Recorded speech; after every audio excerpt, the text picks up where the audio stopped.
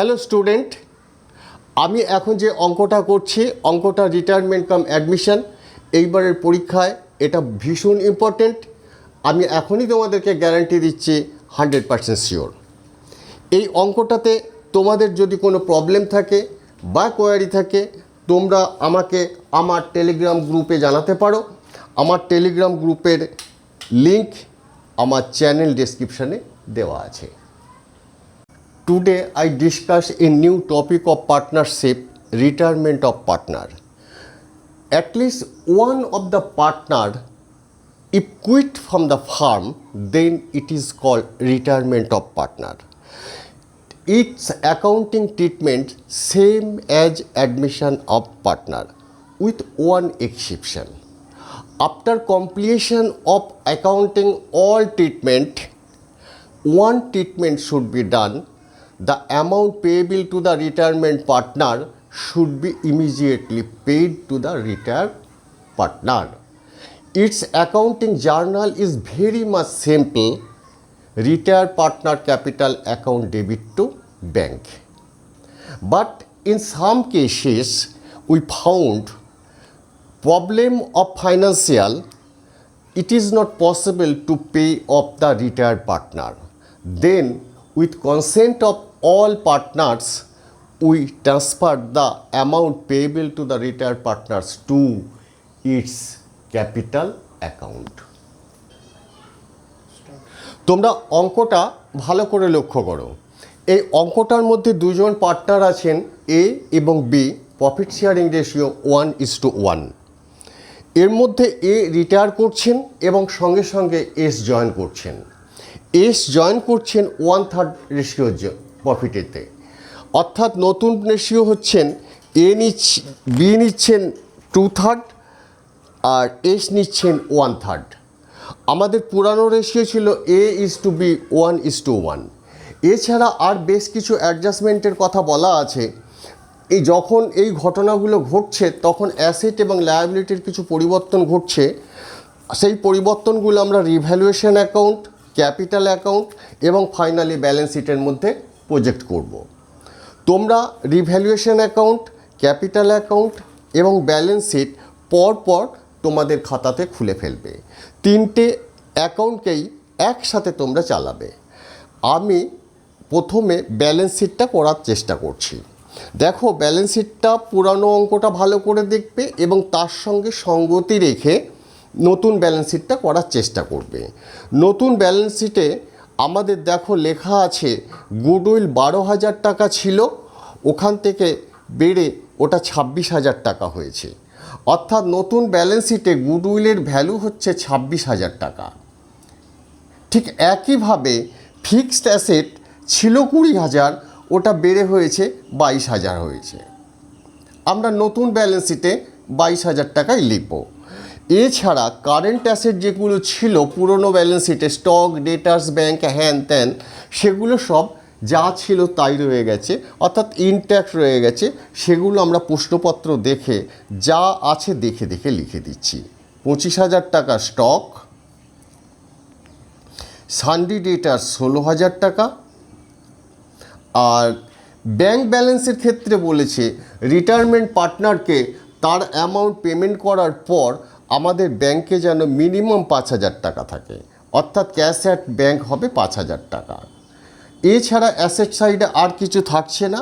এটা যোগ করলে অ্যাসেট সাইডের যোগফল হচ্ছে 94,000 টাকা।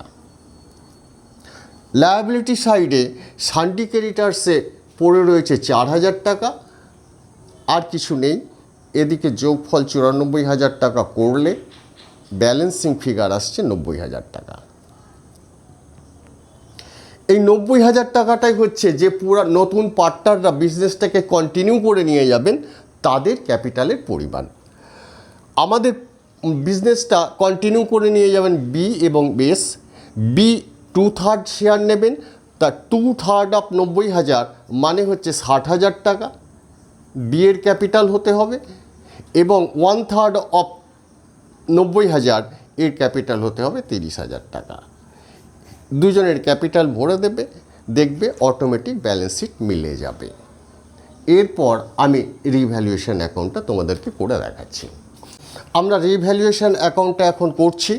রিভ্যালুয়েশন অ্যাকাউন্ট মানে হচ্ছে অ্যাসেট এবং লায়াবিলিটির যে পরিবর্তন হচ্ছে সেই পরিবর্তনটাই এই রিভ্যালুয়েশন অ্যাকাউন্টে প্রজেক্টেড হবে। এর ক্রেডিট সাইডটা হচ্ছে ফেভার দিক আর ডেবিট সাইডটা হচ্ছে অ্যাডভার্স দিক। আমরা অঙ্কটা ভালো করে পড়ে দেখবে যে আমাদের অঙ্কে গুডউইলের ভ্যালু বেড়েছে 14,000 টাকা, অর্থাৎ বাই গুডউইল যতটা বেড়েছে 14,000 টাকা, ঠিক চেঞ্জটুকু আমরা লিখলাম। ঠিক বাই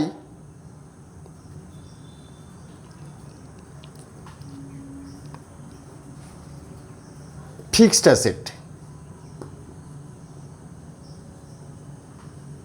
বেড়েছে 2,000 টাকা, আর আমাদের প্রভিশন করা ছিল ডেপ্রিসিয়েশন 2,000 টাকা, এটাকেও আমরা উঠিয়ে দিলাম বাই প্রভিশন ফর ডেপ্রিসিয়েশন।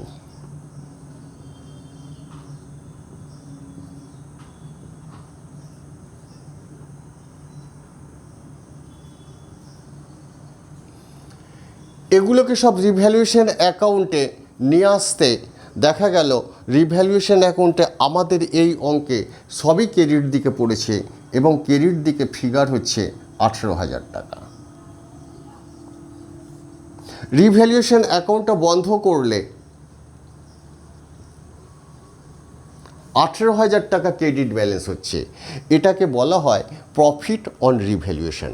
এই প্রফিট অন রিভ্যালুয়েশনটা এটা পুরানো পার্টনারদের মধ্যে ওল্ড রেশিওতে ডিস্ট্রিবিউট হয়ে যাবে। টু ক্যাপিটাল অ্যাকাউন্ট বলে লেখা হবে। এদের ওল্ড রেশিও ছিল 1:1।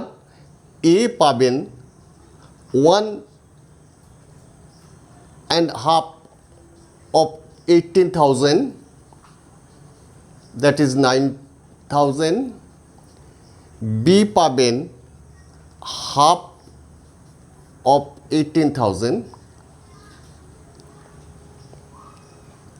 সমান 9,000, টোটাল 18,000। এটাকে আমরা বলা হয় profit on revaluation. Distribution ratio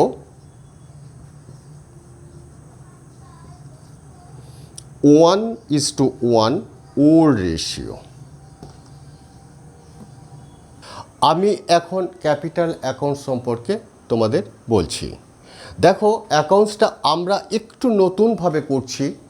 নতুনভাবে বলতে আমরা যে গতানুগতিক করি সেইভাবে নয়। প্রথমে তোমরা ক্যাপিটাল অ্যাকাউন্টের ছকটা যেমন কাটো কেটে নেবে। যে সমস্ত পার্টনার ওল্ড এবং পুরানো আছে সব ততগুলো কলাম করবে। এ বি সি তিনজন পার্টনার, এ বি সি তিনজন পার্টনার দুদিকেই কাটবে। এ আমি লাল কালি দিয়ে লিখেছি তোমাদের বোঝার সুবিধার জন্য, জানে এ পার্টনারটা আমাদের ফার্ম থেকে রিটায়ার করছেন, আর সি আমাদের ফার্মে নতুনভাবে জয়েন করছেন। এরপর আমি কিভাবে অঙ্কটাকে রান করাচ্ছি তোমরা আমার কথাগুলো এবং বোর্ডের দিকে ভালো করে লক্ষ্য রাখো। প্রথমে দেখো, আমাদের এক্সিস্টিং ব্যালেন্স শিটে লেখা আছে এর ওপেনিং ক্যাপিটাল আছে 38,000 এবং বি এর 37,000। আর আমরা আজকে ব্যালেন্স শিটটা প্রথমে করেছিলাম, সেই ব্যালেন্স শিট থেকে আমরা দেখতে পেয়েছিলাম যারা এই বিজনেসটা রান করবেন তাদের টোটাল ক্যাপিটালের পরিমাণ হবে 90,000। সেই 90,000 টাকাটা বি এর জন্য থাকবে 60,000 টাকা, সি এর জন্য থাকবে 30,000 টাকা, এসের জন্য থাকবে, এসের জন্য এ বি, এটা আমি সি লিখেছি, সি না এটা এস জয়েন করছে, এসের জন্য থাকবে 30,000 টাকা। এটাই হবে আমাদের নিউ ক্যাপিটাল। দেখো, ক্যাপিটাল অ্যাকাউন্টে যা ফর্ম তোমরা শিখেছো সেইভাবেই আমি লিখেছি। একদম লাস্টে ফাইনাল ব্যালেন্স বিডি বলে লিখেছি। বি এর কলামে 60,000, সি এর কলামে 30,000। এই বিডি ব্যালেন্সটাকেই ঠিক উল্টো দিকে সিডি বলে 60,000 এবং 30,000 লিখেছি। এরপর আমরা যে রিভ্যালুয়েশন অ্যাকাউন্ট করেছি রিভ্যালুয়েশন অ্যাকাউন্ট এবং অন্যান্য যে সমস্ত নর্মাল ট্রিটমেন্ট হয় সেখান থেকে ক্যাপিটালে যা যা এফেক্ট পড়বে সেই এফেক্টগুলো আমরা ক্যাপিটালে দেব। আমরা প্রথমে যখন রিভ্যালুয়েশন অ্যাকাউন্ট করেছিলাম সেখানে আমাদের 18,000 টাকা প্রফিট হয়েছিল। সেই প্রফিটটা আমরা ওল্ড রেশিওতে পুরানো পার্টনার অর্থাৎ এ এবং বি এর মধ্যে 50-50 রেশিওতে ভাগ করেছিলাম। তাই আমি লিখলাম by revaluation account. Revaluation account এর প্রফিট পেয়েছেন পুনর্মূল্যায়নের জন্য 9,000 টাকা, বি পুনর্মূল্যায়নের জন্য পেয়েছেন 9,000 টাকা, এস কিছু পান না, রেশিওটা হচ্ছে ওল্ড রেশিও।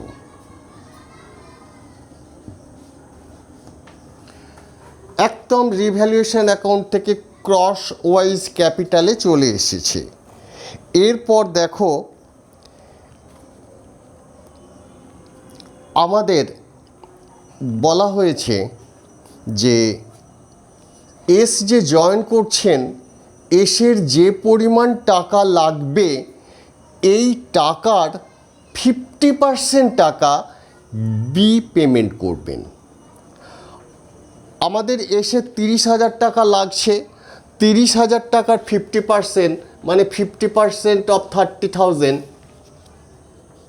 মানে হচ্ছে 15,000 টাকা। এই 15,000 টাকা এ এসকে দিয়ে দিচ্ছেন, অর্থাৎ এসের জায়গায় চোখ বুঝে লিখে দেবে বাই এস ক্যাপিটাল 15,000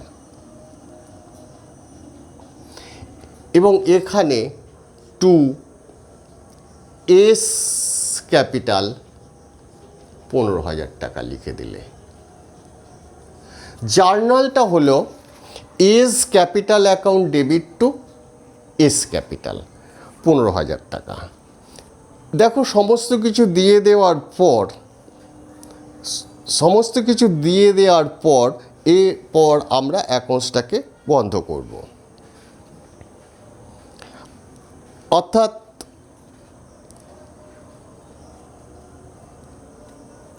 ঠিক আছে টাইম মিনিট সাইজ সেখানে আপনি সময় নিন। আর কেন বারবার পুনর্মূল্যায়ন বলছেন? রিভ্যালুয়েশন বলুন না, রিভ্যালুয়েট করুন। আচ্ছা। পুনর্মূল্যায়ন বারবার ওটা কনফিউজন হয়ে পুনর্মূল্যায়ন।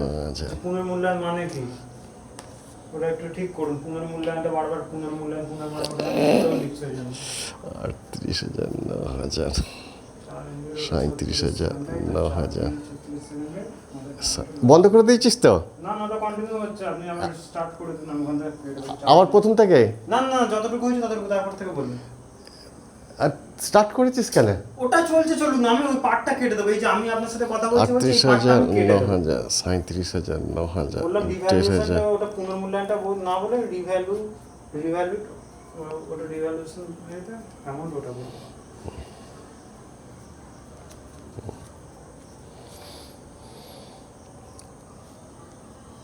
ঠিক আছে। কন্টিনিউ।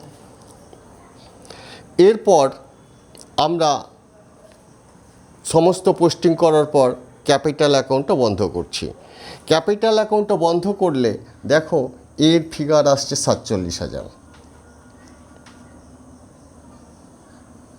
এই 47,000কে আমরা ডেবিট দিকে লিখে দিলাম, টোটাল ফিগার। কিন্তু এর মধ্যে অলরেডি 15,000 টাকা এই 47,000-এর মধ্যে দেয়া হয়েছে এসকে, তাহলে ব্যালেন্স থাকছে 32,000 টাকা। এই 32,000 টাকা ফার্ম টু ক্যাশ বলে দিয়ে দিচ্ছে। জার্নালটা হলো S capital account debit two cash account অথবা ব্যাঙ্ক অ্যাকাউন্ট 32,000 টাকা। এরপর আমি বিয়ের অ্যাকাউন্টটা বন্ধ করছি। বিয়ের অ্যাকাউন্টটা বন্ধ করলে আমাদের ফিগার আসছে এদিকটা 60,000 টাকা। যেদিকটা বেশি সেটাই লিখব। 60,000 টাকা লিখলাম। 60,000 টাকা লেখার পর এদিকে ব্যালেন্স আসছে 14,000 টাকা। অর্থাৎ এই 14,000 টাকা 60,000 টাকা ব্যালেন্স করতে গেলে দেখা যাচ্ছে যে এনার টাকার পরিমাণ বেশি আছে, অর্থাৎ এখানে বাই ক্যাশ অ্যাকাউন্ট বলে 14,000 লিখতে হলো। জার্নালটা হলো ক্যাশ অ্যাকাউন্ট ডেবিট টু বিজ ক্যাপিটাল 14,000, অর্থাৎ বিয়ের ক্যাপিটাল, পুরানো ক্যাপিটাল এবং বিভিন্ন অ্যাডজাস্টমেন্ট করার পর যা ক্যাপিটালের পরিমাণ আছে, কিন্তু আমাদের নতুন ক্যাপিটাল 60,000 টাকা হতে গেলে তার 14,000 টাকা শর্টফল হচ্ছে। এই 14,000 টাকা শর্টফল হওয়ার জন্য ওনাকে বাড়ি থেকে নিয়ে আসতে হলো। তাই জার্নালটা হলো ব্যাঙ্ক অ্যাকাউন্ট ডেবিট অথবা ক্যাশ অ্যাকাউন্ট ডেবিট টু বিজ ক্যাপিটাল অ্যাকাউন্ট। ঠিক একইভাবে সিএর ক্যাপিটাল হচ্ছে 30,000 টাকা। এই 30,000 টাকায় দুদিকে লিখে দিলাম। এখানে শর্টফল হচ্ছে 15,000 টাকা। এই 15,000 টাকা এসকে বাই ক্যাশ অ্যাকাউন্ট বলে নিয়ে আসতে হলো। ক্যাপিটাল অ্যাকাউন্ট অটোমেটিক ক্লোজ হয়ে গেল। আমাদের এই অঙ্কে একই সঙ্গে অ্যাডমিশন এবং রিটায়ারমেন্ট হলো। এ রিটায়ার করেছেন, এস অ্যাডমিশন করেছেন, এবং এই অঙ্কটার মধ্যে বিশেষত্ব হচ্ছে এসের যে পরিমাণ টাকা দেওয়ার কথা তার কিছুটা টাকা যিনি রিটায়ার করছেন তার অংশ থেকে এসকে দিয়ে দিচ্ছেন, এবং বাকি যে শর্টফল হচ্ছে সেটা এস বাড়ি থেকে নিয়ে আসছেন। এসের যতটা পাওনা হচ্ছে সেই পাওনা টাকার মধ্যে ওনার কিছুটা টাকা এসকে দেওয়ার পর একে যেটুকু টাকা ওনার আরও পাওনা হচ্ছে সেই টাকাটা ফার্ম রিটায়ার পার্সনকে দিয়ে দিচ্ছেন। অর্থাৎ ফার্ম যে 32,000 টাকা রিটায়ার পার্সনকে দিলেন তার জার্নাল হচ্ছে is capital account debit two 32,000, is capital account debit two cash account অথবা ব্যাঙ্ক অ্যাকাউন্ট 32,000। আমাদের এই অঙ্কটার মধ্যে যে ঘটনাটা হলো যে যা পাওনা আছে, যিনি চলে যাচ্ছেন রিটায়ার করছেন তাকে আমরা পুরো টাকাটা দিয়ে দিলাম। কিন্তু এমনও হতে পারে যে তিনি চলে যাচ্ছেন অথচ তার যা পাওনা হচ্ছে সেই টাকাটা আমরা ফার্মের পক্ষ থেকে দিতে পারছি না। তখন আমরা এই জায়গাটাতে ক্যাশ না লিখে টু এজ লোন বলে একটি অ্যাকাউন্ট খুলব। অর্থাৎ ক্যাপিটাল অ্যাকাউন্টটা বন্ধ হয়ে যে লোন অ্যাকাউন্টে টাকাটা চলে যাবে এবং পরবর্তী ক্ষেত্রে সুদ সমেত এই লোনটা ধীরে ধীরে গ্র্যাজুয়ালি রিটায়ার পার্সনকে পেমেন্ট করা হবে। এই অঙ্কটাতে একই সাথে রিটায়ারমেন্ট এবং অ্যাডমিশন যুগপৎভাবে বা সাইমultaneously ঘটল, যার ফলে এই অঙ্কটা আমাদের সিলেবাসেও রয়েছে। এবারের পরীক্ষাতে অত্যন্ত ইম্পর্ট্যান্ট এবং গুরুত্বপূর্ণ। তোমরা অঙ্কটা ভালো করে দেখবে। যদি কিছু কোয়ারি বা প্রশ্ন থাকে আমাকে বলবে।